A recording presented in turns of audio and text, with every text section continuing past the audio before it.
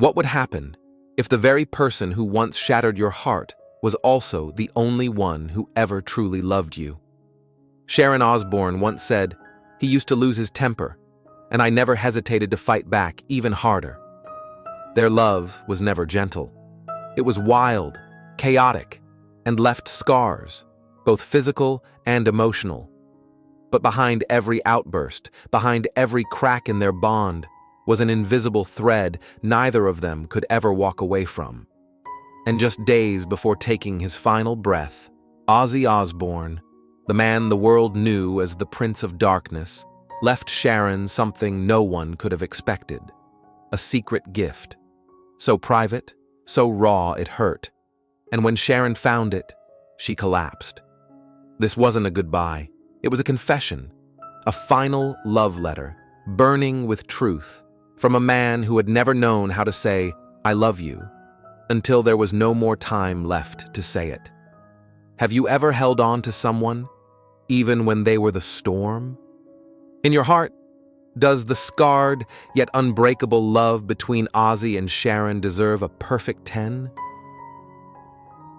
The world may have known him as the Prince of Darkness, the icon of chaos, the soul of Black Sabbath. But in Sharon Osbourne's heart, Ozzy was never a symbol to be worshipped, nor a legend to be revered. He was the man of her life, the only light she could still see amid a world drowned in darkness, bitterness, and the endless screaming that echoed inside his mind. And perhaps, because he understood too well the fragile line between forever and falling apart, in the very last moments before leaving this world, Ozzy quietly left behind a gift, a small but sacred gesture, hidden so deeply that not even Sharon knew of its existence, until he was already gone. This was not a will. It was not jewelry. It was not any material display of legacy.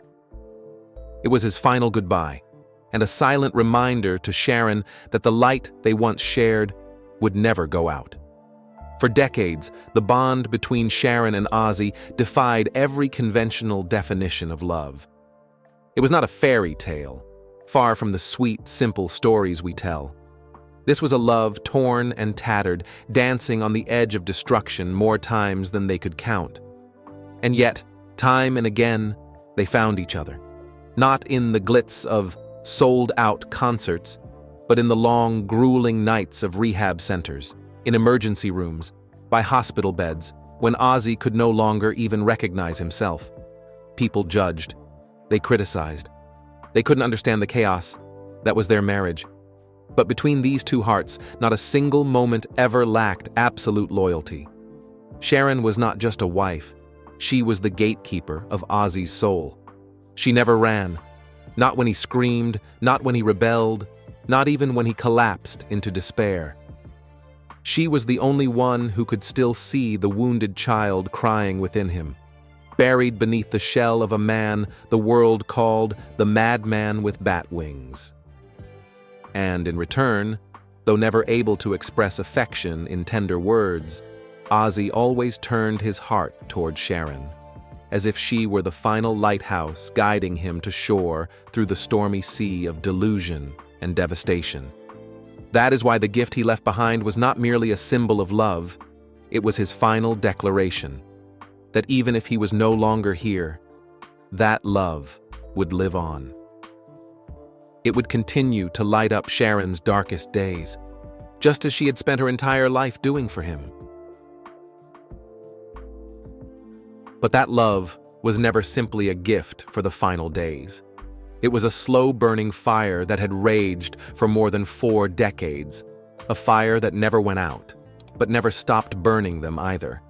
And it was in the most blazing days of chaos that the fire flared up the fiercest, as if fate were deliberately testing them.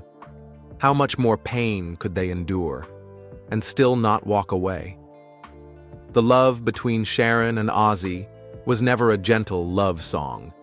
It was like a distorted symphony of screams in the dark, harsh with alcohol, soaked in tears from every heartbreak, and many times seemingly ending in despair. But the cruelest part was not in how they hurt each other, but in how they had to learn to love under the scrutiny of the entire world. No crack was hidden.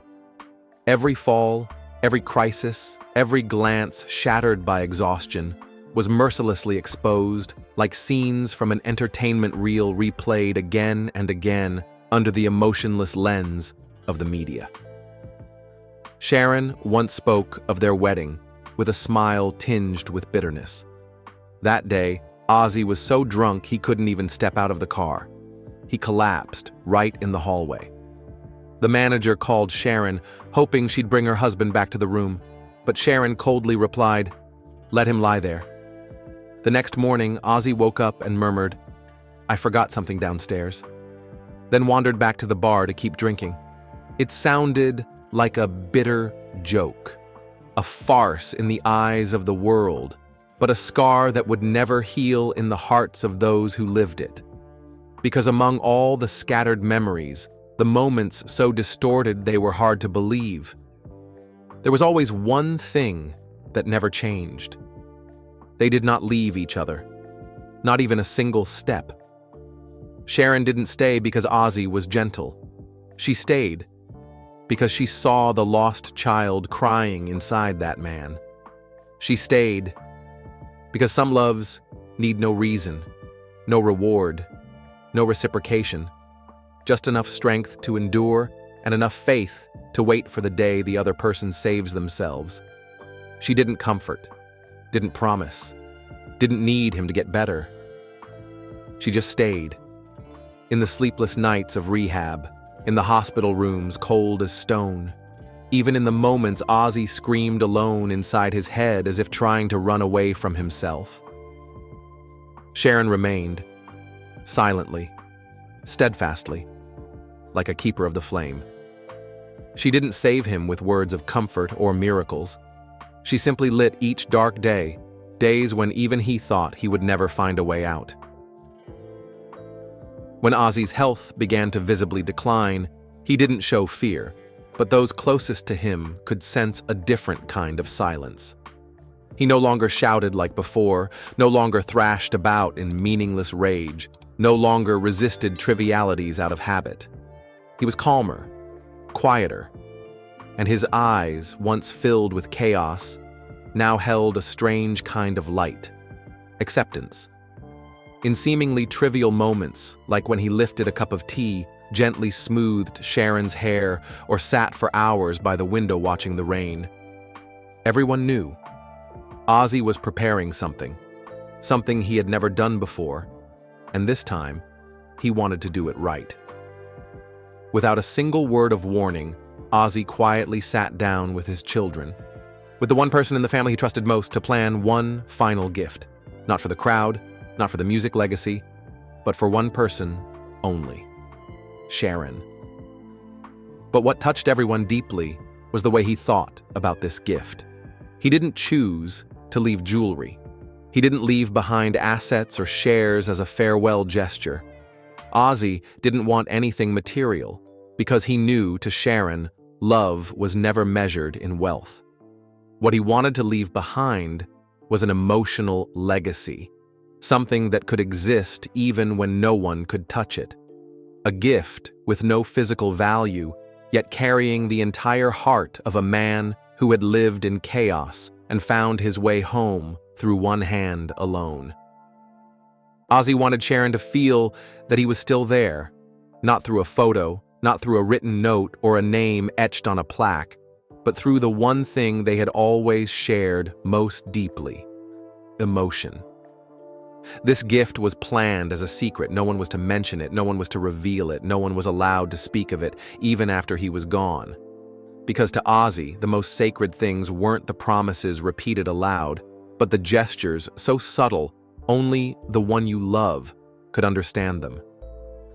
And deep in those nights, when he watched Sharon sleeping beside him, there was a fear that never left him, though he never once said it aloud. He wasn't afraid of leaving. What haunted him most was the thought that after all the years Sharon had fought for him, she would one day have to learn silence, alone, without his voice to answer hers. And that was why. He spent every last quiet day preparing for that moment. A gift that only in his absence Sharon would truly understand. That the man who had hurt her most was also the only one who ever knew how to love her in a way no one else ever could.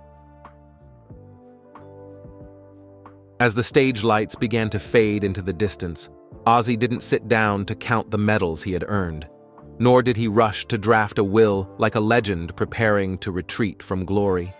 Instead, he quietly began building a world, small, private, and sacred, meant for only one person, Sharon.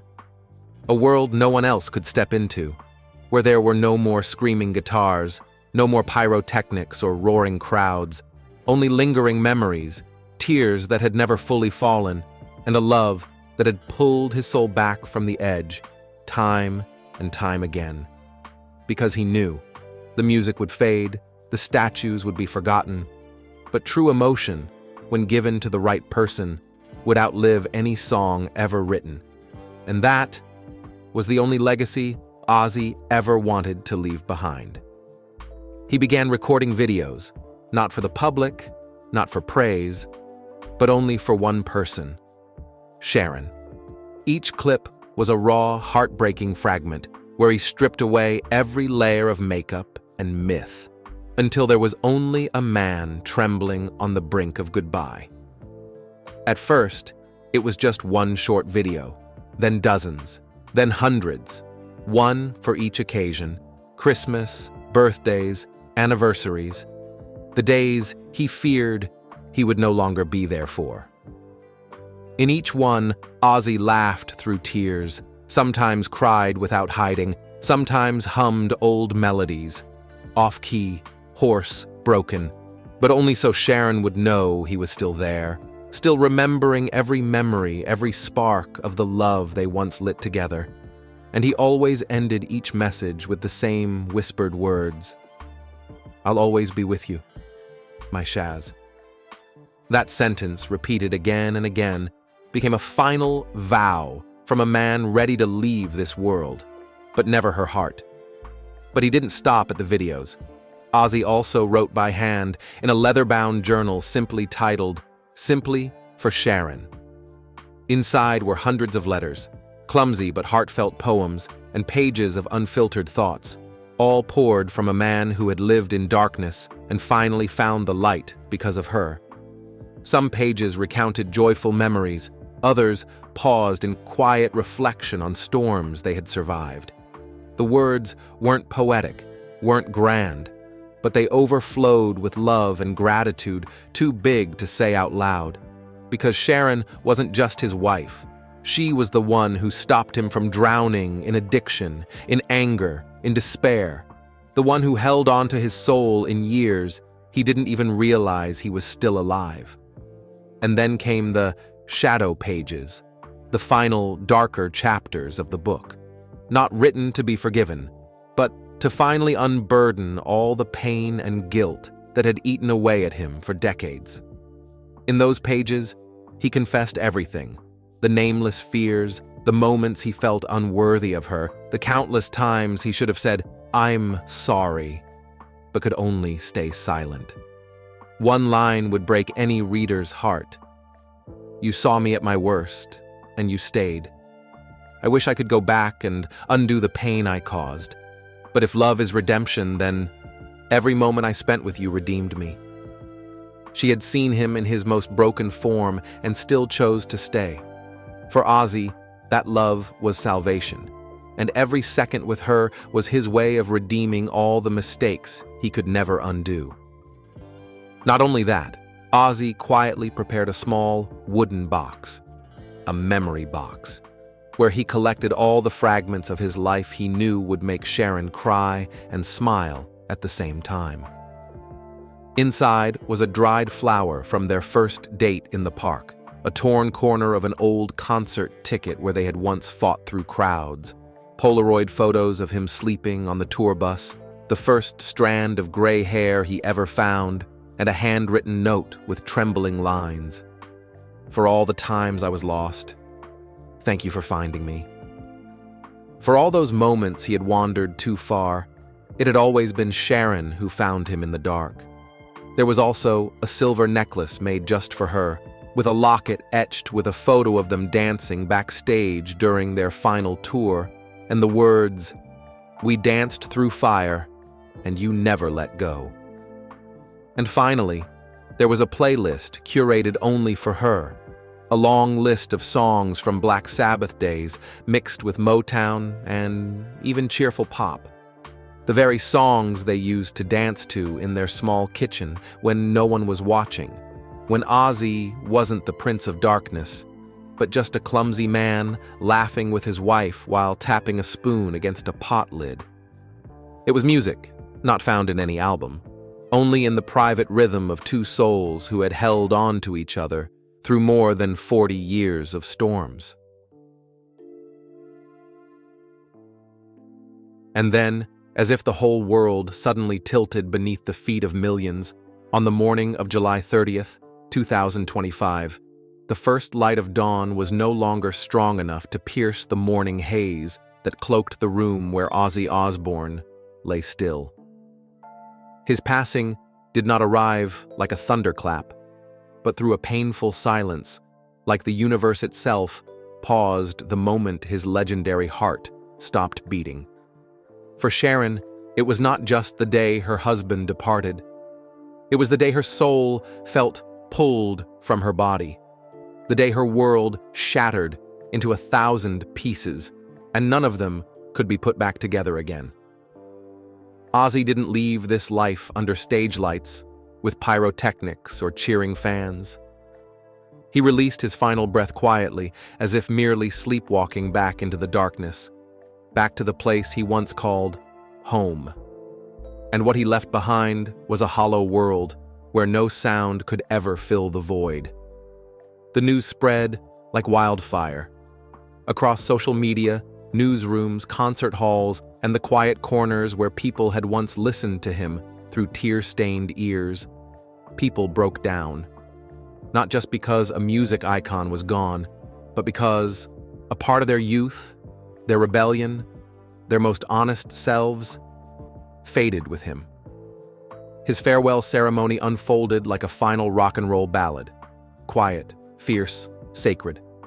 The slow wail of guitars rang out like torn heartbeats.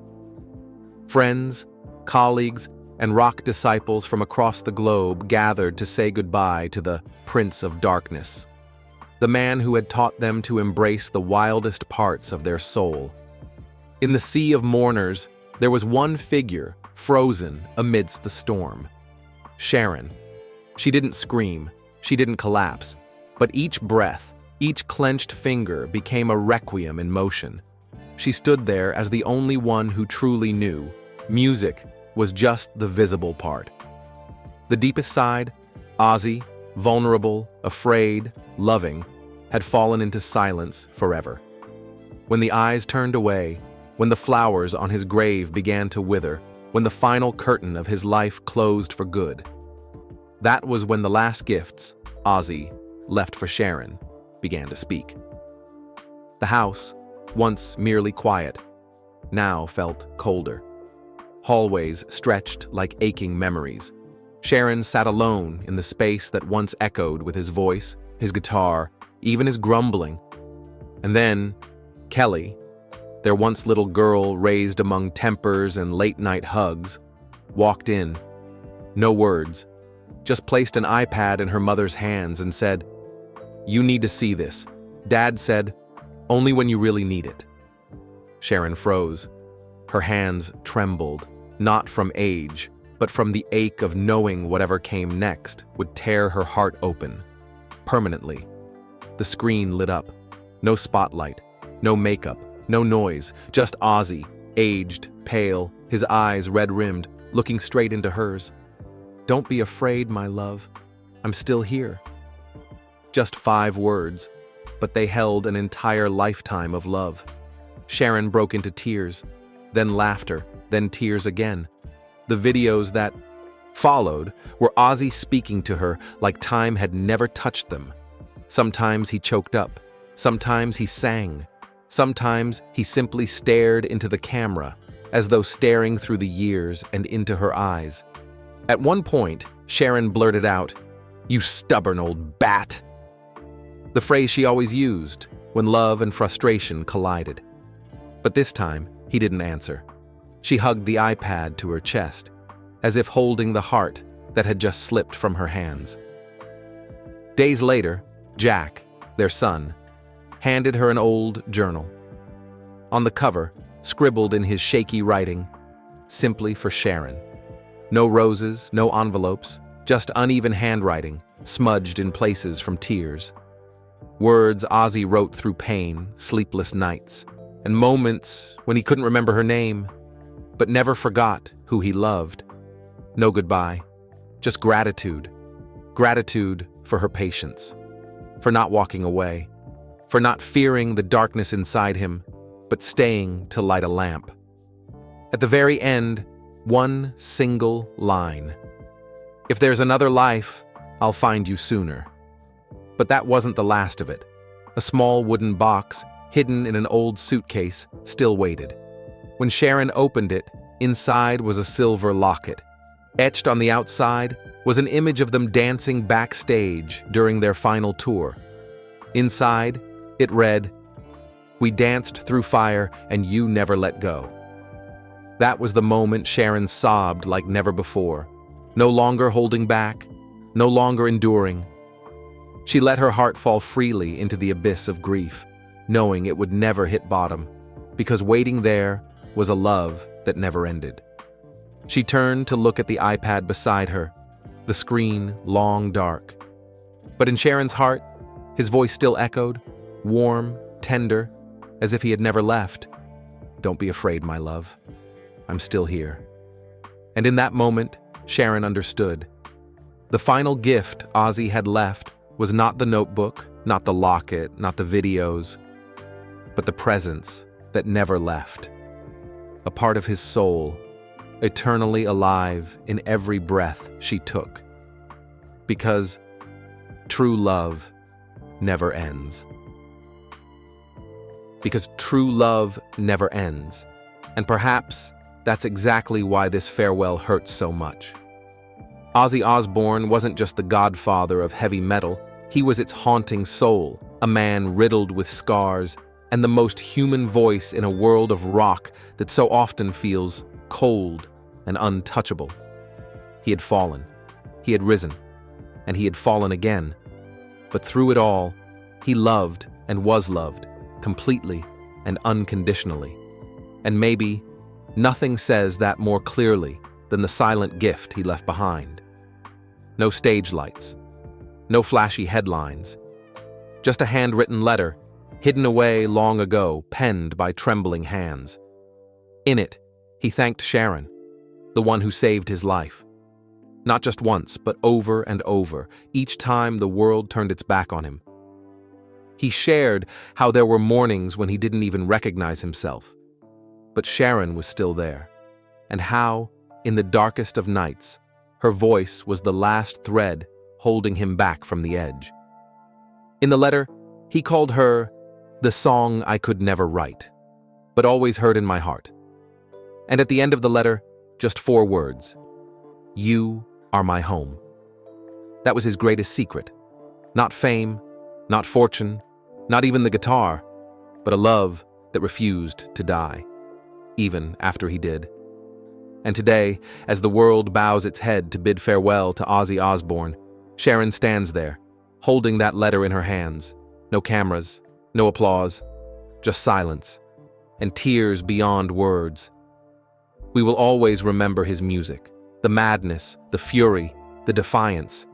But today, let's remember the man behind it all, a man who once loved, once shattered, once rose from hell itself and gave everything he had, until his very last breath. Rest easy, Ozzy Osbourne, and thank you for the music, for the pain you overcame, for your unbreakable spirit, and for a love that never left. If this tribute touches your heart, please leave a message for Sharon below, to let her know that in this pain, she is not alone. because now Ozzy is no longer just Sharon's husband. He has become a forever part of all our hearts.